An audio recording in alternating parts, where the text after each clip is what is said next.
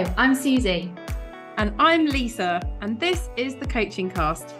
We are the No Nonsense podcast, chatting about the things impacting you at work right now, helping you to survive and thrive in today's ever-changing workplace. We discuss different topics each episode, sharing our ideas, hints and top tips from our experiences of working in the corporate world, running our own businesses, and also being qualified coaches.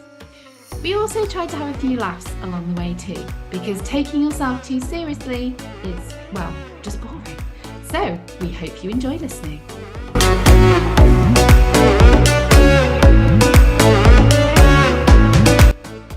In today's episode, we're discussing the workplace trend of quiet quitting, alongside our experiences and top tips. So stay with us and enjoy.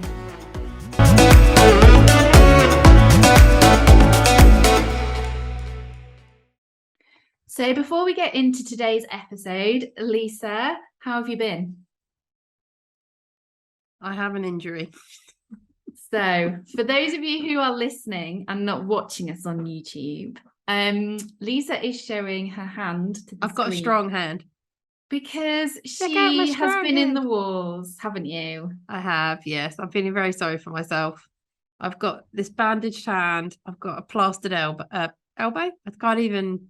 Great. This is what happens. She doesn't even know what's wrong with her. I don't even know what's wrong with me. I'm not even quite clear. I did have a knock to the head, and it's obviously affected my intelligence even more than, my intelligence is already generally struggling. I knocked my shoulder, not my elbow. So yes, I did have a fall at the weekend when I went out running. So see, exercise is dangerous. Well, I've always said that. You have. So I've really cut my hand quite badly. I mean, by cut, it's a child graze. If your child had fallen over, this would just be classified as a graze. You'd put a bit of Savlon on it, pat them off on their way back to school. But with me, I'm an adult, and as everyone keeps telling me, as I've unfolded this story about falling over as an adult is a lot worse. So yeah. Although the way people are talking to me, you'd think I was geriatric. So I'm like, I'm not that old. I just tripped over my own feet. It's very embarrassing. As in, I think that's what happened. I wasn't looking where I was going. So I'm assuming that's what happened. So it was a bit of drama on Sunday. Aww. I was staying away and I was at a hotel and they called a paramedic. It was all very dramatic. There was talks of me going to the hospital. Bearing in mind, I didn't need stitches. It wasn't, honestly. But I have to admit, I'm a complete wuss, and the pain I was in and the way I've behaved ever since, you'd think I'd nearly lost a limb. I think I'd managed to I woke up in the early hours of yesterday, really uncomfortable, and had managed to convince myself by the time my alarm went off at 7 that I was going to lose my left hand. So there is definitely, some validity in, how dramatic this has been, mainly caused by myself. So I apparently can have operations, go into surgery, be cut open, but graze myself. Oh no, that's so much worse. That's next level. Yeah, very embarrassing. Very embarrassing. Bless you. Yes, well, I've got this sore hand. I'm glad you are now on the road to recovery and you are on the mend. That's very important. I'll provide you all with an update in next week's episode as to how I'm doing, how the scars are progressing. I've already started to freak out about getting some terrible scarring. I mean, honestly, really, I need to pull myself together. Not that bad. Well, we've only got a couple of episodes left in this season now, so we could do a weekly graze update for all the listeners to see how it's progressing, and hopefully by the time the season concludes, it's fully back to health. And and hopefully I'm not still wearing this bloody bandage. It's so cumbersome. It does look quite, extensive, the bandaging on that hand, I have to say. It's because of the extent of the grazing. The grazing starts around here, and then I've got some up here. I'm just gesturing towards my hand, listeners. Top of the hand, palm. In other words, the palm of the hand. The palm has been severely damaged. So it is the most awkward thing ever. Trying to wash yourself. Apparently I can get this wet, but I'd rather not. So I had a shower before this episode, you'll be pleased to hear. And there's no smell-o-vision here, it's fine. No, that's true. Put a plastic bag over my hand. Yeah. because I don't want to get it wet. It's just that's even more annoying than having like a soggy hand. A wet, soggy hand, brilliant. And near electrical equipment as well. I need to preserve my Mac and my microphone. But honestly, I was just like, how am I supposed to wash myself? You know, I've got to think about the logistics of shaving my armpits. That's the one I'm now nervous about because, you know, it is warm here in Cape Town, people, and a sleeveless top is not an impossibility. But at the moment it is because my armpits are not for public consumption. Oh dear. So they're gonna have to stay hairy for a bit longer. But I haven't quite worked out how to grip the razor, and that I mean that could result in a whole nother hospital trip. Oh God, yes. I've got enough injuries as it is. Oh God, yeah. I think we should maybe like leave that one for at least a couple more days. I'll stick with the long sleeves. Before we attempt that, I think it's probably a good idea. I remember like when I had my appendix out. At the very start of the coaching cast. Oh yeah, season 1. Yeah, season 1, episode 1, actually. Yeah. When I told everyone that you'd had, what did I say? You'd had a ruptured appendix. An erupted appendix. An erupted. Yeah, sorry. Yeah. Ruptured is the correct term. Ruptured was actually exactly. I told everyone that your appendix had erupted like a volcano. I think it actually had. To be honest. God, trauma. But I remember the whole washing the hair situation because I had like a big scar on my tummy and which I couldn't get wet. Yeah, and it is absolutely a challenge of recovery. Is how do you wash your hair? How do you like wash without either assistance as well? I remember like sitting at the side of the bath with like in some like weird position with my kind of shoulders and my head like backwards over the bath, and my mum washing my hair because that's the only way we could kind of do it. That also wasn't giving me like excruciating pain because I had to like surgery on my stomach. Yeah, like it is quite a hazard. Yeah, how you navigate the whole washing post an injury. That's for sure. God. Well, I'm trying to plan ahead to how I'm going to wash my hair. Because it's actually my hand this one you can see has got a few cuts. My right hand has a few cuts. It's actually quite painful and I can't really use my left hand, so I'm like, well, I don't really want Dom to wash my hair for me. I think you're gonna have to get somebody to do it for you. Well, I also thought I've gone through a difficult time. I deserve a treat. I might just go and get my hair washed and blow dried. Oh, I mean, yes. We talked about this before again on this podcast. I might just treat myself to a wash and blow dry. Do it. There's nothing better than having your hair washed and blow dried. I love having my hair washed so much. I love the head massage. Yeah, I'm not as keen about somebody washing my hair. I'll be honest. Oh, I love that bit. I'm lazy. I'm quite lazy as well, but also I get cold really quickly. So, sorry, that's me beeping. Are you okay? Yeah, I'm fine. For you. This is the diabetes alarm's gone off. But I will just let our listeners know. So you may hear some beeping, like a beep beep, throughout this episode. There's nothing going off in your house, don't worry, or in the surrounding environment that you may be listening to this podcast. It's my insulin pump. It's due to expire shortly, and so it will make a lot of beeping on the kind of run up to that period where it suddenly expires. Nothing happens, it still works. I just then have to change it. But it's very dramatic in the lead up. And when it actually is the time, it'll probably go like that. So do not worry. There is nothing about to explode. It is just me and my insulin pump. I have to say that as like a lot, especially if I'm like in a workshop or coaching someone and they're like, oh my God, because you can't turn it off and you can't make it quiet. So it's really, really frustrating. I find it incredibly annoying anyway. As long as you're all right, that's the main thing. Absolutely fine. Yeah, absolutely fine. I'm intrigued now to see where that goes off. At what point in the episode, if it does go off during this recording, because that would be quite funny. Like, can we turn it into a bit of a we did that on purpose? Is it going to help us to really accentuate a point? It's due to go off in 25 minutes. Oh, that would still be during the recording of this podcast. Yeah. So keep an ear out, everyone. Yeah, see where it comes. Brilliant. High quality production right here on the Coaching Cast, everyone. Stay tuned. Oh, dearie me. All right, well, should we get cracking with today's episode? Let's do it. I'll see how I manage. Me and my strong hand. See how we get on. I think I'll be okay. Thankfully, I didn't fall on my face and squash my mouth or hurt my mouth in any way. She can still talk, everyone. That was the main purpose. So I think we're good to go.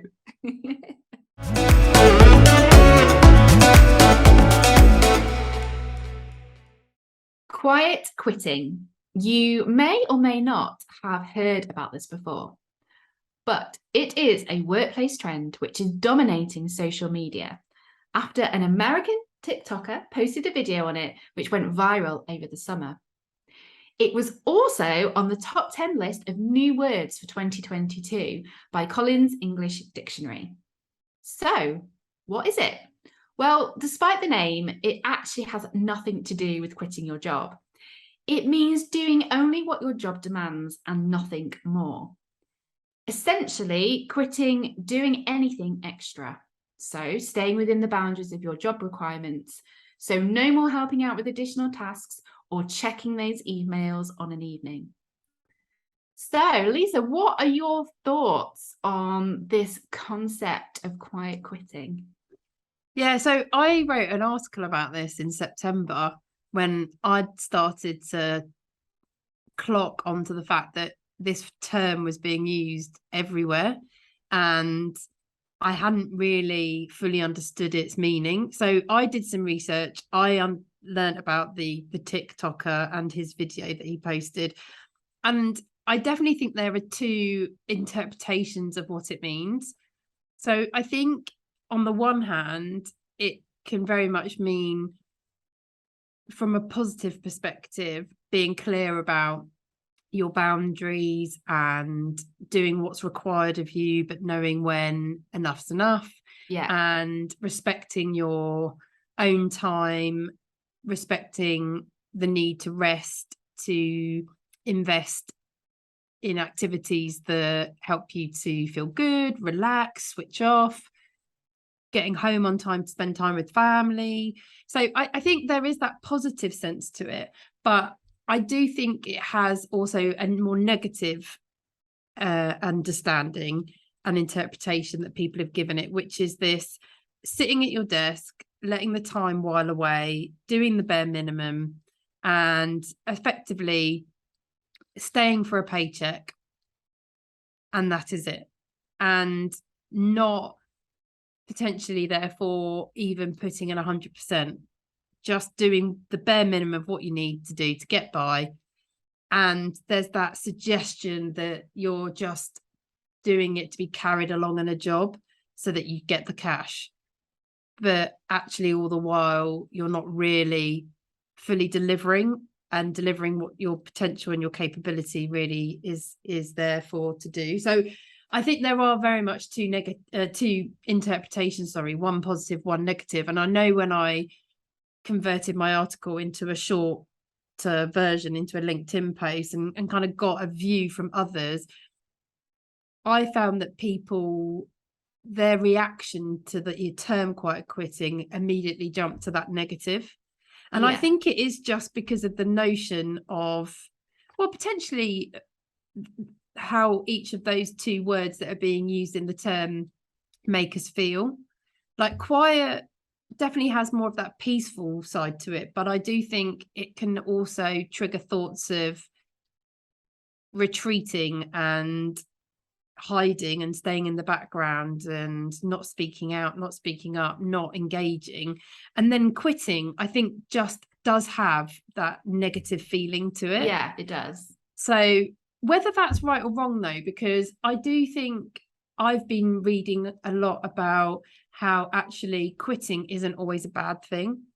And we've come to only view quitting in the negative, when actually it can be a very powerful stance to take. And it's, knowing when enough is enough and when actually it's okay to give up, if you know what I mean. And to do so to protect ourselves and respect ourselves. So I think that's just more of like a historic association with the word quit. But I think that's where, even I know when I first heard it, that was my immediate reaction to it was, oh, this isn't a good thing. Yeah. I do like the alternative view about you care for yourself, you implement boundaries. I appreciate all of that, but I don't like that as being labelled as a quiet quitter. Yeah, I know what you mean. I think I had the same reaction to it as well when I kind of came across it, because it has, like you said, that word, that use of the word quitting, it's got that suggestion there that you are Yeah. kind of walking away from something, you're not doing something that you should be doing, or quitting from it, or you want to be doing.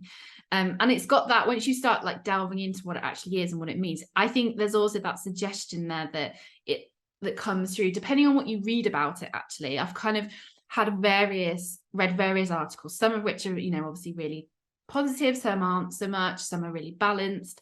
But I think one of the things that does come out as a theme is about that suggestion of kind of like, when it's there, it's about kind of coasting, like, Yes. you're not going above Coasting. and beyond, Yeah. the articulation of your job spec, essentially. And is that a good thing because it's might be protecting you and your well-being and allowing you to have boundaries? Or actually, is that a bad thing because you're perhaps not showing willing, you're not showing that you are committed, that you won't go above and beyond? So I think there are definitely like pros and cons to it. And one of the things I came across when I was doing some reading for this was an article in the Financial Times. Check me out. But I'm just going to kind of share this because I thought this was really interesting. It said some companies have built their business model on people constantly going above and beyond. And so their job descriptions are on dangerous ground. So, for example, some of the rail disruption in the UK this summer was a case in point in terms of quiet quitting. Operators, I won't name names, but some had relied for years on staff voluntarily working extra shifts on their days off. When staff started withdrawing their goodwill, so i.e. not going above and beyond what they were kind of contracted to do, the service started to fall over. So there's obviously other reasons why as well, but that is one of the kind of inputs to that situation. And I was like, that makes total sense, because people only have so much available to kind of give above and beyond. And when that balance isn't there, or you take advantage of it, or people feel that you're taking advantage of it in one way or another, they will start to retreat. That's natural. It's not sustainable. No, I think that's true as well. There's in the NHS, I think that's been applicable to that as well, especially as staffing has become more problematic, and those that therefore are in those positions who are still there, still trying to work, still trying to do a good job, are expected therefore to pick up the slack and do more. It's definitely true in the hospitality sector as well. That's why the hospitality sector has become so challenging to work in, because there's fewer people working in it. Then the demands on the people that are there grow. But it's not sustainable, and that's not the answer. It's interesting actually what you said about the going above and beyond, because I do think we've all become much more we've become used to the fact that actually that's the norm, that going above and beyond is how you achieve success. So you can't be successful through just doing well in your job and within the boundaries of your job. You can only be successful if you do more than that. And there's a lot being written about that at the moment too, in terms of when did this become our normal? That overstretching yourself was just the way it is. And I think sometimes, especially on some platforms, like social media platforms, it can be kind of glamatized quite a lot as well, like around the hustle, like around, I must get up at 5 a.m. and have an ice bath and then do like an hour of yoga and then eat this like clean diet and blah, blah, blah. All really good things, don't get me wrong, but the's also like a realism there, I think, about totally. how, and then I'm working like 15 hours or whatever. It's just about kind of, I think taking it back a step, isn't it? And kind of looking at some of the basics which make us successful and perhaps make us productive at the same time, and how you balance those up. Totally. Because I think, you mentioned the hustle culture. That's definitely something that I think has grown and accelerated in recent years. And, with social media, with everyone, I suppose marketing themselves and how busy they are and celebrating busyness, like we've all started to wear that as a badge of honor. And that's totally suited our employers as well, who we work for, because if we are showing that need, that want to just fill our time, to juggle loads of different activities, whether that's work related, home related, both, as well as have a side hustle, actually, that only appeals to workplaces, because they know actually you want more, you like doing a lot, you can cope with a lot, so we'll just keep piling it on. Yeah, no, definitely.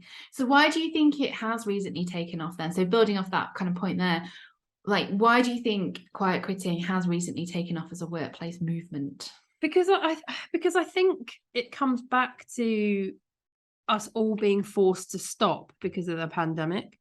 I think, the pandemic forced all of us inside, into our homes, staying still, not going anywhere, working from whatever space we could find where we were living, and our worlds shrunk. And so I think once we'd got into that rhythm of remote working, for those of us that did, and that, let's be honest, was quite a vast majority of the workforce, because of the type of jobs that we now all operate, they've moved away from that majority working in very practical physical jobs that require you to be there in a specific place. Those of us who were working remotely, once we'd adjusted to the change and become very accustomed to a routine, we realized what we could achieve with our jobs, which for those of us who were predominantly working remotely, it in the main stayed the same. What we could deliver, but we could do that all in a very different way, and in a way that gave us so much more flexibility to bring in other aspects of our lives, and made our home lives a lot easier, a lot simpler, because we weren't doing commutes, we weren't having to be places, we weren't having to see customers face to face, we weren't, I think once then the pandemic progressed, moved on, and we started to return to a form of, back to normal. Actually, as we've been discussing as well in recent times, we had that conversation with Helen last week about hybrid working. A lot of businesses haven't returned back to pre-pandemic way of working. Yes, there are businesses that are trying to force that, but the fact is people are waking up and going, well, actually, there are things that I want to take away and I want to keep and make permanent from how I was working during the pandemic, because I like it. And actually I've proven, and many organizations have proven, that it can still work successfully. So why would I go back to that? And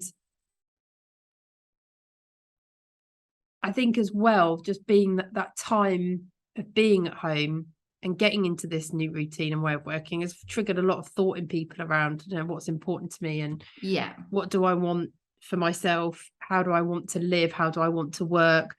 And I do think we've got more choices, because it's very hard for businesses to say you have to come back to the office, or jobs can only be office based, when we've proven for 2 years that that's not true. So that's why I think people have started to go, well, actually, no, I don't want that. And I don't have to choose that. So there are other options. So I do think that's where this rise has come from, of this notion of quiet quitting. If we're talking about the being clearer about boundaries, what I will and won't do, what I'll do more of, what I won't, when I will do more, when I won't, I think that's where that notion has come from. I think this, if you're talking about the interpretation of quiet quitting, where we're talking about that coasting, I don't think that's a new thing, because I think that's technically has always been there. And that comes back to still that challenge that I think individuals have, which is engagement, and how do you engage a workforce, and back to leadership and management skills, which we've spoken about before, which I still don't think are invested in properly. I mean, I don't know what your thoughts are on where you think this has come from. just like nodding at me. I'm like, is that a good sign? I'm not sure. I was intently listening to what you were saying, actually. Yeah, I do. I think the pandemic played a massive part in shifting people's perceptions and mindsets towards work in the ways that you've articulated there, i.e. they've seen an alternative perhaps to what was happening before. I certainly have, like even in my house, my husband does hybrid working now, 2 days from home, probably 2-3 days from the office. Before it was 5 days full time in the office. Okay, so I think that productivity, that way of working during the pandemic really illustrated like there is kind of choice here, and actually you can still deliver your job whilst having some flexibility around your working environment. And I think then that was one of the positive things, in my opinion, that came out of the pandemic, is that it helped change that mindset a little bit for individuals and work, but also for organizations too. And then leading from that, I think people realize that work shouldn't consume their lives, because actually there are a lot of the time bigger things at play that are more important. Don't get me wrong, work is important, absolutely, but there is sometimes bigger stuff at play as well. Oh, I'm beeping, here we go. So like your insulin pump about to expire. There are bigger things at play, guys. So I think that just, again, it's all about that perspective. I think it's all about like challenging that status quo. And I think we've been through a couple of years where that's really, really happened on a massive scale because of what's happened in the world through the pandemic. And so that quiet quitting movement has probably then gained momentum because of those external factors that have forced some of that change. I do think as well, like, sorry to interrupt you, if we're talking about disengagement in the sense of quiet quitting and that interpretation, I do think the last couple of years have actually been filled with a lot for all of us to process. We've had to deal with a lot of things that many of us have never had to deal with before in the wider context of society and what's going on in the world. I mean, there isn't a hell of a lot of positive messaging coming at us. It's all, it was the pandemic, and then it's been the war in Ukraine, and yes, and the threat of Russia, and there's the cost of living and energy price hikes, fuel price hikes. In the UK, we've had an absolute roller coaster politically. It's never ending. It's not ending now. And I think there is a real lethargy that is totally unsurprising and to be expected, and I think we should all be forgiven for when it comes to then our day-to-day. And I mean, there are a lot of people who did find working from home extremely difficult and are still challenged by it. So the fact that maybe there's a lack of energy in what we're doing at times, I mean, is that surprising? I don't think so. I think that's where engagement becomes even more important. And, to strip off that fancy word engagement, which I think everyone loves to use, especially in corporate contexts, and, certain departments will wax lyrical about engagement, just have a chat, which is all it actually is fundamentally. And that's how you achieve the wider, loftier heights of engagement. I do think it just comes down to that. Are we actually even having a chat with each other and checking in and seeing how people are and what the hell's going on and what's working, what's not working? Are you having a good day or a bad day? Like, are you tired today? Never mind, we'll start again tomorrow. Do you know what I mean? Just like appreciating that we're human beings, and actually going back to that whole debate around the above and beyond culture we've become too used to. Actually, that wasn't sustainable. So you can't expect the same things from a lot of us anymore. Yeah, let's just have a bit of realism, everyone. Just put a bit of realism into it. I love that word you used before. I'm going to steal that. Lethargy. Oh, lethargy. Oh, hello. I love that word. It's a good one, isn't it? Lethargy. What can I say? I'm trying to improve my repertoire of oh, there's another one there. Descriptive language. I'm trying. Love it. Okay, so I suppose, you know, if everybody was to kind of activate this approach of quiet quitting, especially if you're in an organization or in a business, and the same, remember, this can be applied if you work in a smaller business as well, or you perhaps have your own business with other people within it. If everyone was to kind of activate this approach of quiet quitting, do you think there are any downsides? I think it depends in what context and in how we're using that term, because if we're using it in respective, if everyone was clear on expectations, if expectations were realistically set in the first instance, and everyone decided what their boundaries were, shared them, communicated them, ensured that boundaries were complementary between every single person, do I think the notion of working, delivering your job in the time allocated and that it still enabled you to have rest and spend time with your family is a good thing? Yes. I don't think that can ever be a bad thing, but it can only be a good thing if it's worked in the way I've described. If everyone just chooses to look after themselves and that is it, and doesn't have the open conversation, doesn't take a collaborative approach where it's about ensuring that that approach can be complementary to others, that, you know, then no, it can't work. You can't have everyone switching off, is the point. Yeah. But that's only if we're talking about it when we're saying that people are just disengaged. Yeah. Frame this idea however you wish. I think the term itself can be interpreted in different ways. And I think you have to be aware of those interpretations and make it work for yourself when you're thinking about your own environment, your own team, yourself, you know, depending on what is the most relevant scenario to apply this to.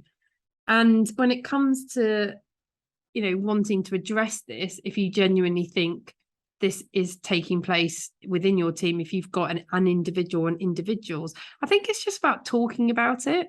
You know, I still think a lot of this stuff still comes down to the basics of these things become issues because they escalate based on people's assumptions and labeling and judgments and just not having conversations. And I think actually there's some real good that can come out of prompting a conversation on this topic, because you're creating honesty and openness and wanting to identify what's working for people and what's not, and looking at how do we achieve more balance and what does that mean for you as an individual, but us as a team, and therefore that can create a much more inclusive environment. But I do think a good starting place is, especially if you lead people and you're coming at this from the perspective of I'm going to talk about this with my team because I do think it's relevant, is question yourself first, which is, you know, what expectations am I setting? Are they realistic? Even, you know, level it up, you know, are the real expectations that I'm being set realistic on me and my team? You know, I do think it has to start there. And, you know, what does good look like from a person's performance, and what do we want from people, and how do we want them to show up? And I think question that first before then thinking about how to engage with other people, because is it actually a problem that's being driven by yourself or even higher up, and where does the problem therefore need to be fixed? So what are your top tips then for successfully navigating quiet quitting? I couldn't say that word there. So I would say, I think probably to summarize some of the things I've already said, I think it would be, let's go straight to the top of where we think this could be coming from in the first place. And that is the expectations that are being set, and therefore the environment that's being created because of that. So I think if you yourself are experiencing this at the moment and think, actually, I think I'm quietly quitting, think about, you know, what are the expectations that you're putting on yourself and that are being set for you, and what are your thoughts about that. And I think if you lead a team, you can apply that to yourself as well. And that's where I would start from. And like, challenge yourself in terms of like, what expectations have I set for the team? Are they realistic? And where have they come from? Because again, if you yourself feel like they've been placed on you by senior management, then I think it's about thinking, what conversation can you have like above beforehand, and how, if you feel able to, how can you control that and how it impacts your team? I think it's then thinking about what are the standards that you operate to, like what does good look like and what is good enough.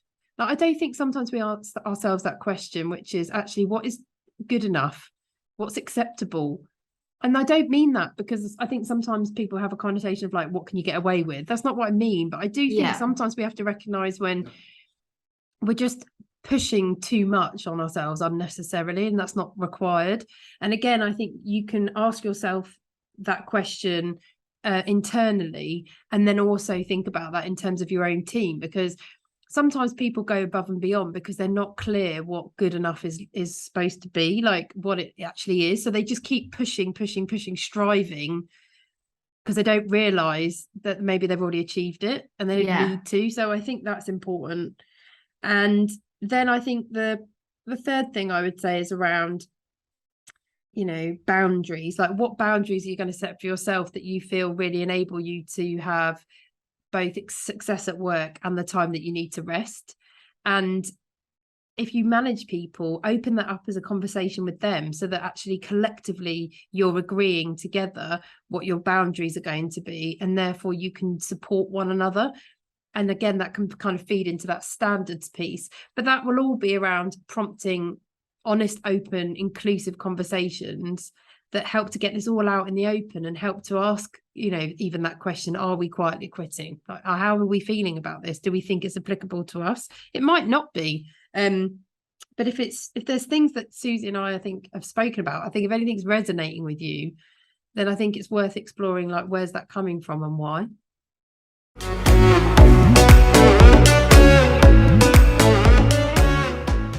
It's now time for bullshit bingo. It's back this week, people. It's back. We took a break for a week because Helen was with us, but here it is for you today. So those of you who are familiar with this feature, this is where we call out phrases that get commonly used in the workplace that me and Suzy just think are a load of nonsense and that we love to share in here for a bit of a laugh. So today's bullshit bingo is, we need a fire drill deck now. Fire drill deck. So, Suze, what are your thoughts on this one? What even does it mean? What is it? Is it literally, I mean, this could be just simply, maybe they do need a fire drill deck. Well, maybe they do, yeah. Like, if that's an actual thing. Emergency, we need a fire drill. Health and safety teams, they'll be saying that you definitely need to be clear about how you manage your fire drills, just if there is a real fire. Absolutely. And you cannot go wrong with that kind of rigor, and from a health and safety perspective. Hell no, you can't, I would say. So I've watched a lot of Fireman Sam. I know of course you have. Yeah, where's Arthur when you need him? I know. But in the context of non-health and safety related things, what the flipping heck does this mean? I've got no idea. I've never heard this before. Do we know where this came from? No, I've got no idea. Fire drill deck. Do you think it might mean in terms of like, we need to pull something urgently together to deal with this emergency? Yeah, maybe. Or prevent this kind of emergency in future. Yeah. Who knows? I was thinking like a rehearsal deck, like, you have kind of like a I don't know, like an initial plan, like a rehearsal of how you would do something. Yes, because we do love that in the corporate world, don't we? Where you have to have a deck to prepare for a deck. A deck, yeah, absolutely. Or a meeting to prepare for a meeting. A presentation. We need to have a presentation planned to plan for the presentation. Correct, 100%. That could be this. That's what this could be about. Who knows? Well, guys, this is a good one. We're flummoxed. This is bamboozled us, I'll be honest. I've got no idea what this means. If you know what this means, DM us on Instagram, send us an email, please. hello@thecoachingcast.co.uk, because I am actually intrigued about what this means. I need to know.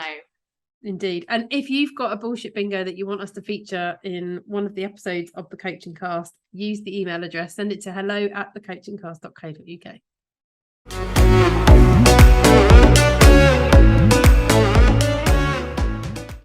We are coming to the end of today's episode, where we have discussed the workplace movement of quiet quitting. Our tips and recommendations from today's episode are on the whiteboard that Lisa is now Woohoo. holding up. Number 1, understand the expectations of you, your team, and perhaps of senior leaders as well. Number 2, clarify and confirm the standards. Actually, are they good enough? Does there need to be an extension of that or not? Number 3, decide the boundaries and involve those around you in creating them as well. And number 4, be honest, be open, and have inclusive conversations to kind of check in where everybody is at.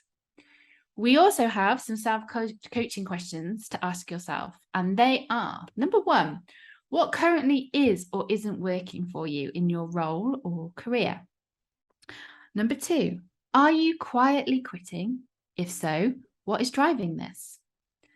Number 3, what could you do to change this? And number 4, if you are a leader of people, believe someone is quietly quitting in your team, how could you approach this conversation with them? Don't worry if you can't remember all of these top tips and recommendations. They will be on our Instagram page at The Coaching Cast this week. We hope you enjoyed today and have some new ideas to take away and try for yourselves. If you've got any questions, thoughts, or feedback, we would love to hear from you. You can contact us in 3 ways: on email at hello@thecoachingcast.co.uk, on Instagram at thecoachingcast, and finally, you can contact us through our website, www.thecoachingcast.co.uk. Your support helps more than you know. So if you like what you've heard today and would like to help us grow this podcast, please do us a favor. Leave us a review on the Apple podcasting app. You've got no idea how important these are. Hit subscribe wherever you listen and give us a follow on Instagram at The Coaching Cast. Don't forget, you can also watch each episode on our YouTube channel by searching The Coaching Cast. We also both love music and use it to motivate and energize us. So we like to finish each episode with our personal song recommendation, giving you positivity and energy as you launch into your next meeting. It's my choice this week, and I have chosen Lola's Theme by Shapeshifters. What a tune. This is the one that's got Sophie Ellis-Bextor in it. Yeah, I chose it specifically for you. Oh, yes. I did wonder. I was like, brilliant. If this ain't love, why does it feel so good? Oh, no, that's a different one. Oh, what's this then? Hang on. Oh, I can't play it, can I? Oh, no, this isn't got... Maybe this hasn't got Sophie Ellis-Bextor. It hasn't. No, it hasn't. I'm it's getting good though. confused as Still well. a banger. But it is an absolute tune. Take my word for it, even though I don't actually know how it goes right now. Sorry, Shapeshifters and Sophie Ellis-Bextor for getting that completely wrong. And for whoever features in Lola's Theme. Brilliant. I would play it for you, CBeebies, but I can't because I'll get sued. So we get sued, yeah. We can't play we it. won't be doing that. Thank you for listening to this high quality podcast episode this week. Have a great week, and remember, CBeebies, you've got this, because we haven't.